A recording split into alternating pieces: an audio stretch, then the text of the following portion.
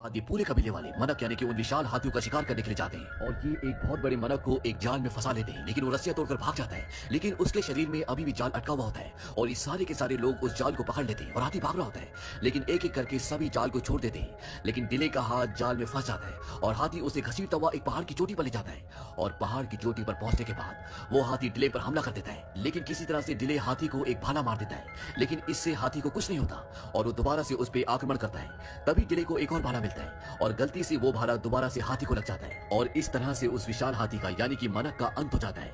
तभी वहां पर सारे कबीले वाले आ जाते हैं और वो देखते हैं कि डिले ने हाथी को मार दिया है और ये देखने के बाद वो सब बहुत खुश होते हैं। वो कहते हैं कि तुमने अकेले ही इतने बड़े मनक को मार डाला और इसके बाद वो डिले को श्वेत भाला और उसकी स्त्री यानी कि एवलेट सौंप देते हैं। लेकिन डिले को अंदर ही अंदर एक बात परेशान कर रही होती है, क्योंकि सबको लगता है कि डिले ने जाल नहीं छोड़ा था, लेकिन वो जानता है कि जाल उसने भी छोड़ दिया था और उसका जाल में हाथ फंस गया था। इसीलिए वो श्वेत भाला वापस लौटा देता है और वो एवलेट को बोलता है कि मैंने मनक को नहीं मारा था, बल्कि वो अपने आप मेरे भाले में आ गिरा और इसीलिए मैंने श्वेत भाले को छोड़ दिया है। श्वेत भाले को छोड़ने का मतलब है एवलेट को छोड़ना, क्योंकि एवलेट उसी को मिलेगी जो मनक का शिकार करेगा और अब जब उसने मनक का शिकार नहीं किया तो एवलेट उसे नहीं मिल सकती और इसी बात से एवलेट उससे नाराज होकर ये कहकर चली जाती है कि तुमने मुझे छोड़ दिया। हालांकि ये दोनों एक दूसरे से बहुत प्यार करते हैं, लेकिन ये सब परंपराओं से बंधे हुए हैं। अब उसी रात को इनके कबीले पर कुछ लोग जो घोड़े पर बैठकर आते हैं वो हमला करते हैं और इनके कबीले के बहुत सारे आदमियों और औरतों को पकड़कर बंदी बनाकर ले जाते हैं और ये लोग एवलेट को भी पकड़ लेते हैं। लेकिन डिले, एवलेट और कुछ लोग बच जाते हैं। डिले बोलता है कि मैं अपने लोगों को, एवलेट को बचाकर वापस लाऊंगा, मैं उनके पीछे जाऊंगा।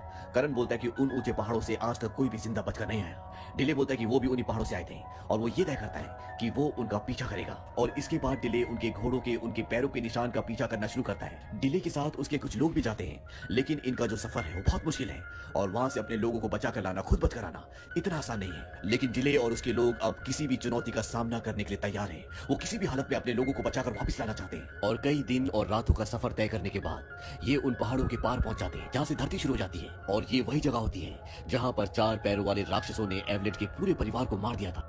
इसके बाद डिले और उसके तीनों साथी यहाँ से आगे बढ़ते हैं और ये चारों एक जंगल में पहुंच जाते हैं। जंगल में पहुंचने के बाद इन्हें एवलेट और इनके कबीले के सभी लोग दिख जाते हैं, जिन्हें कुछ लोगों ने बंदी बना रखा होता है और वो इन सबको कहीं ले जा रहे होते हैं। यहाँ पर रात को डिले एवलेट को और अपने कुछ साथियों को छुड़ा लेता है, लेकिन वो लोग जिन्होंने इन्हें बंदी बनाया होता है वो इन सबको दोबारा पकड़ लेते हैं और डिले के एक साथी को जख्मी भी कर देते हैं। लेकिन डिले इस बार भी बच जाता है और वो लोग डिले के सभी लोगों को आगे के सफर पर ले जाते हैं और डिले का जो साथी जख्मी होता है, डिले उसे खींचता हुआ पीहड़ से आगे की तरफ ले जाता है और आगे जाने के बाद इन्हें भूख लगती है और डिले शिकार करने जाता है, लेकिन खुद वो एक बहुत गहरे गड्ढे में फंस जाता है जहां पर बहुत सारे जानवर फंसे होते हैं और वहां पर एक बहुत बड़ा शेर भी होता है जो उस गड्ढे में फंसा होता है। यहाँ के लोग इसे हत्यादंत कहते हैं। ये उस जमाने का बहुत ही खूंखार शेर होता है और फिर रात को बारिश हो जाती है और उस गड्ढे में पानी भरना शुरू हो जाता है और वो शेर अब मरने वाला होता है, लेकिन इससे पहले कि वो पानी में डूब कर मरता, डिले उसे छुड़ा देता है। डिले उसे बोलता है कि मैं तुम्हें एक शर्त पर छुड़ाऊंगा, अगर तुम मुझे नहीं खाओगे तो। और जब डिले उसे छुड़ाता है तो वो उसे ना खाकर वहां से भाग जाता है और डिले भी उस गड्ढे से बाहर आ जाता है और इसके बाद वो अपने उस साथी के पास जाता है जो जख्मी होता है, लेकिन अब वो भी ठीक हो चुका है और उसका साथी उसे बोलता है कि रात को मैंने यहाँ पर चीखों की आवाज सुनी थी और ये दोनों उसी तरफ चल देते हैं। वहां जाने के बाद ये देखते हैं कि एक गांव पर किसी ने हमला किया होता है और जब ये वहां पर पहुंचते हैं तो इन्हें वहां पर बहुत सारे आदिवासी घेर लेते हैं और वो लोग इन्हें मारने वाले होते हैं कि तभी वहां पर वही शेर जिसे वहां के लोगों ने रात को छुड़ाया होता है वो आ जाता है और उसको देखकर वहां पर जितने भी आदिवासी होते हैं वो सब के सब डर जाते हैं और जब वो शेर डिले की ओर बढ़ता है वो बोलता है कि तुमने मुझे पहचाना नहीं, मैंने तुम्हारी जान बचाई थी और वो उसे बिना खाए वहां से निकल जाता है। इसके बाद वो आदिवासी जो कुछ देर पहले इन लोगों को मारने वाले होते हैं वो इन्हें अपने साथ ले जाते हैं और खाना खिलाते हैं। डिले उनसे पूछता है कि तुम्हें हमारी भाषा कैसे आती है। वो बताते हैं कि बहुत पहले यहाँ पर एक आदमी आया था धरती की तलाश में और उसी से हमने तुम्हारी भाषा सीखी। और ये लोग जिस आदमी की बात कर रहे होते हैं वो डिले के पिता होते हैं। डिले पूछता है कि वो कहाँ है। वो बताते हैं कि उन्हें राक्षस आत्माएं अपने साथ ले गई, हमारे आदमियों के साथ, और वो उन्हें और हमारे आदमियों को देवताओं के पर्वत पर ले गए हैं जहाँ से आज तक कोई भी नहीं लौटा और अब तुम हमें वहां ले जाओगे। डिले बोलता है कि मैं ही क्यों।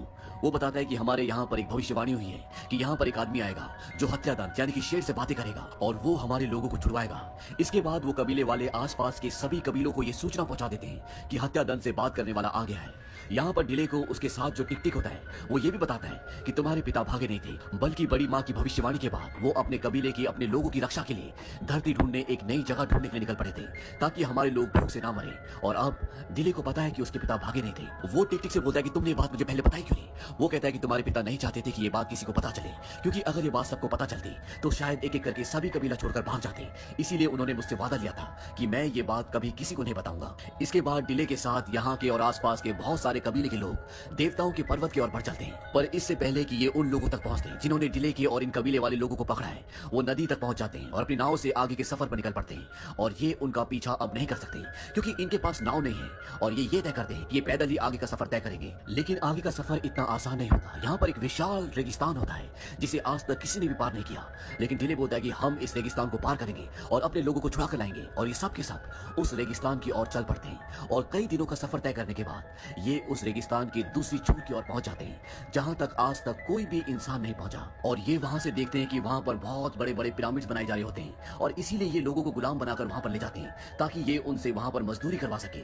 वहां पर हजारों गुलाम होते हैं और उनसे ज्यादा वो लोग जो उनसे काम करवा रहे होते हैं। और इनका जो लीडर होता है उसे देवता कहा जाता है। और यहाँ पे लोग ऐसी बातें भी करते हैं कि ये लोग आसमान से उड़कर आए हैं। कुछ लोग ये कहते हैं कि जब समंदर पार इनकी धरती डूब गई उसके बाद ये वहां से उड़कर आए हैं। और जो इनका सबसे बड़ा राजा होता है वो कभी भी इन लोगों के सामने नहीं आता, वो पर्दों के पीछे रहता है। बस वो अपने लोगों को आदेश देता है कि इन गुलामों से जल्द काम करवाओ ताकि इनके बड़े बड़े पिरामिड्स जल्द से जल्द तैयार हो सके। यहाँ पहुंचने के बाद डिले और उस कबीले का सरदार जो डिले का साथ देने आए हैं, ये दोनों के दोनों अंदर गुलामों के कैंप तक पहुंच जाते हैं। और वहां पर इनके सामने एक आदमी को लाया जाता है जो बिल्कुल भी देख नहीं पाता। दरअसल पहले ये देवताओं का आदमी था, लेकिन जब देवता इसे मारने वाले थे तो गुलामों ने इन्हें बचा लिया और तब से गुलाम इसे अपने पास छुपा कर रखते हैं। वो आदमी डिले को बताता है कि पहले ये 3 देवता थे लेकिन 2 मर चुके हैं और अब एक बचा है। डिले पूछता है कि इसे मारने का कोई तरीका तो होगा। वो बताता है कि एक बार उसने सुना था कि देवता डरते हैं उस इंसान से जिसके शरीर पर आकाश पर दिखने वाली निशानी होगी और उस निशानी को कहते हैं उर्वाना। भविष्यवाणी के मुताबिक वो इंसान यहाँ पर सभी लोगों को, सभी गुलामों को बचाएगा। वो डिले से पूछते क्या तुम्हारे शरीर पर ऐसा कोई निशान है, लेकिन डिले इस बात का कोई जवाब नहीं देता।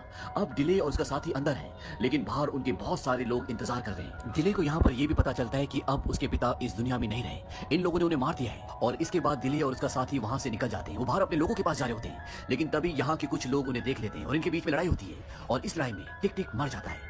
टिक टिक मरने से पहले उसके पिता का श्वेत भाला डिले को दे देता है और अब डिले अपने पिता का, टिक टिक का और सारे लोगों का बदला लेना चाहता है। वो यहाँ से सब लोगों को छुड़ाना चाहता है। वहीं दूसरी ओर जब अंदर लोग एवलेट को देखते हैं तो उसके हाथों पर कुछ घाव के निशान होते हैं और ये घाव के निशान इस तरीके से होते हैं जिस तरीके से आसमान में ओराइन बेल्ट होती है। ये एक तारों की श्रृंखला है जो बहुत अलग ढंग से बनी होती है और ये बहुत ही प्रसिद्ध होती है। और उन निशानों को देखने के बाद वहाँ के लोग डर जाते हैं और वो उसे अपने देवता के पास ले जाते हैं क्योंकि भविष्यवाणी के अनुसार जिस भी इंसान के हाथ में आकाश के चिन्ह होंगे वो ही यहाँ पर सब लोगों को आजादी दिलवाएगा, यहाँ से मुक्ति दिलवाएगा। और ये निशान अब एवलेट के हाथ में है। और अब उसे, जिसे यहाँ के लोग देवता कहते हैं, उसके आदमी उसे बताते हैं कि यहाँ पर इसके पीछे एक शिकारी भी आ रहा है। वो बोलता है तो शिकारी आ गया।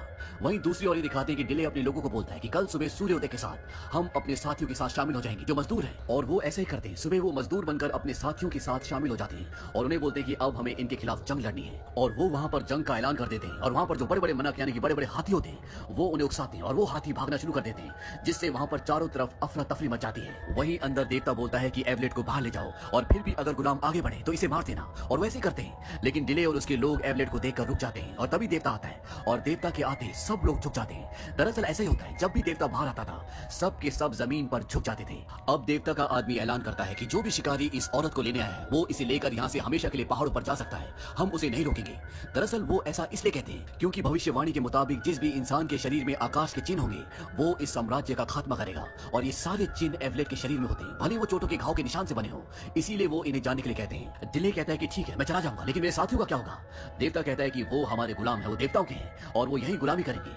इसीलिए डिले मना कर देता है और उसके बाद जो श्वेत भाला होता है वो दूर से उस श्वेत भाले को उस देवता की तरफ फेंकता है और वो भाला देवता के शरीर के आर पार हो जाता है। डिले बोलता कि देखा, वो देवता नहीं है, वो भी एक इंसान है और वो मर गया। और इसके बाद इन दोनों के बीच में एक युद्ध होता है और इस युद्ध में डिले के लोगों की जीत होती है। लेकिन वो आदमी जो इन सब लोगों को यहाँ पर बंदी बना के लाया होता है वो एवलेट को एक तीर मार देता है जिसकी वजह से उसकी मृत्यु हो जाती है। और डिले उस आदमी को जिसने एवलेट को तीर मारा होता है उसे मार देता है और अब एवलेट मर चुकी है। डिले ने इस पूरे सफर में एवलेट को, टिक टिक को और करण को खो दिया है। लेकिन बड़ी माँ की भविष्यवाणी ये तो नहीं थी। बड़ी माँ जो अभी भी दूर पहाड़ों में इन सबको अपनी शक्तियां दे रही होती है, दरअसल वो सब कुछ देख रही होती है क्योंकि वो आत्माओं से भी बातें कर सकती है और वो अपनी जान देकर एवलेट की जान वापस ले आती है और इस तरह से एवलेट की जान बच जाती है। और अंत में अपनी जगह जाने से पहले जिन आदिवासियों ने इनकी मदद की होती है वो इन्हें कुछ बीज देते हैं और डिले को बोलते हैं कि तुम्हारे पिता चाहते थे कि तुम इन्हें अपनी जगह पर ले जाओ, और वो ऐसे ही करते हैं। और जब ये अपनी जगह पर वापस आ जाते हैं तो अब ये खेती करना शुरू कर देते हैं। ये उन बीजों को उगाते हैं जिससे पौधे अंकुरित हो जाते हैं और अब इन्हें कभी भी भूखा नहीं मरना पड़ेगा।